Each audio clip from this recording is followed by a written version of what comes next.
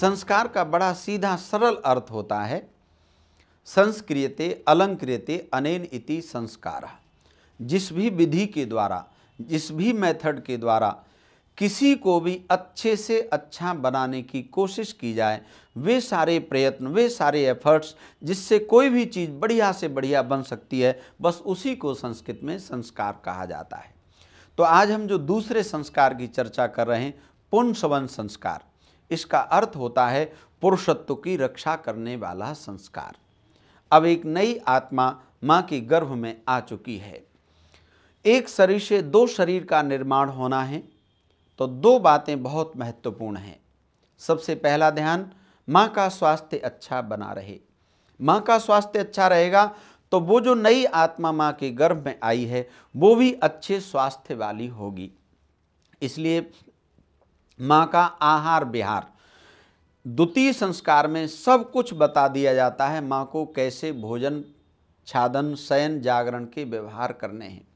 माँ को अच्छा भोजन ग्रहण करना है। ये नहीं कि रोजाना माँ डबल रोटी सेक करके खाती रहती, नहीं।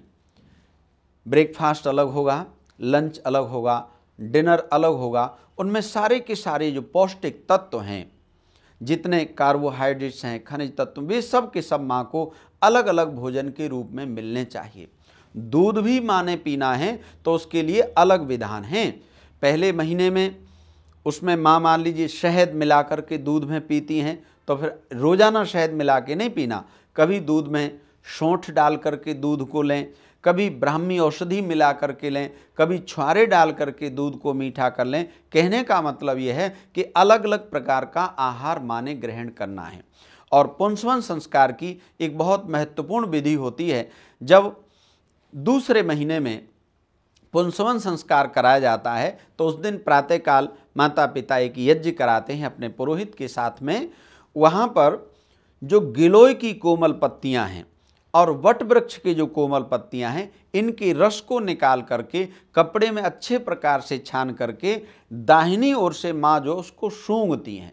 आप आश्चर्य करेंगे, गिलोय की कोमल पत्तियों में, वट वृक्ष की कोमल पत्तियों में इतनी शक्ति होती है कि कभी भी समय से पूर्व उस संतान का गर्भपात नहीं हो सकता। यानी संतान का जन्म ठीक समय पर होगा, 270वें दिन अथवा 280वें दिन होगा।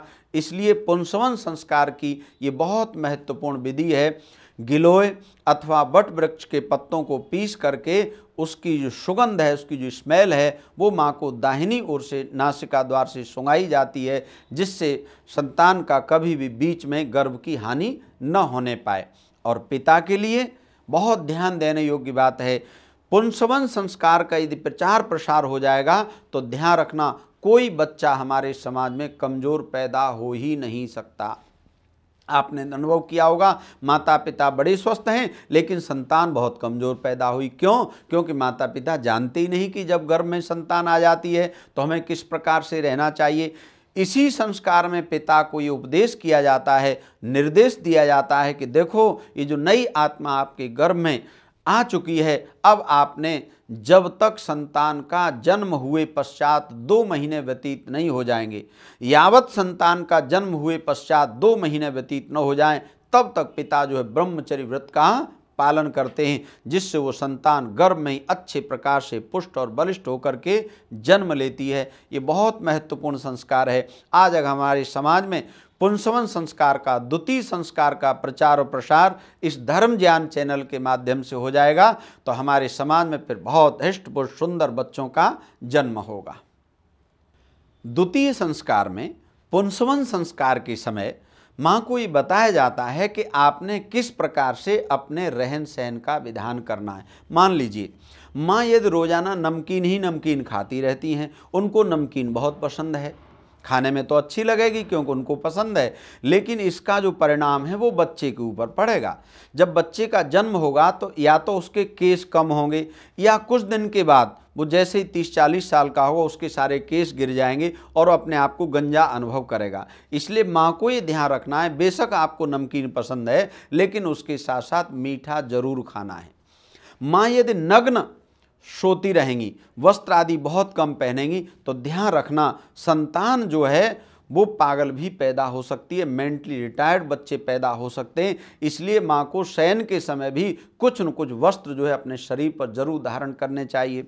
और यदि माँ आसपास के लोगों से, घर में, परिवार में सबसे लड़ती रहेंगी, रोज दूसरे दिन एक नई लड़ाई शुरू करनी, इससे भी लड़ना, उससे भी लड़ना, तो ध्यान रखना संतान को मिर्गी रोग भी हो सकता है। इसलिए माँ को ये निर्देश दिया जाता है पुंसवन संस्कार के समय कि देखो देवी, आप दुनिया का सबसे महत्वपूर्ण कार्य करने जा रही हैं, इसलिए एक तो ऊबड़ खाबड़, ऊंचे नीचे जो भयानक स्थान है वहां पर नहीं जाना है, उससे भी संतान की हानि हो सकती है। और अपने आहार विहार को बहुत अच्छा रखना है, सुगंधित बढ़िया मीठा दूध, छुहारे आदि डाल करके उत्तम उत्तम औषधि का अन्न का सेवन करना है। और कोई गलत बात कह भी देता है तो माँ को उस समय ध्यान रखना है, मुझे ये 2 कान भगवान ने इसलिए दिए हैं कि बुरी बात कोई कान में आए तो इधर से सुन के मैं इधर निकाल दूं।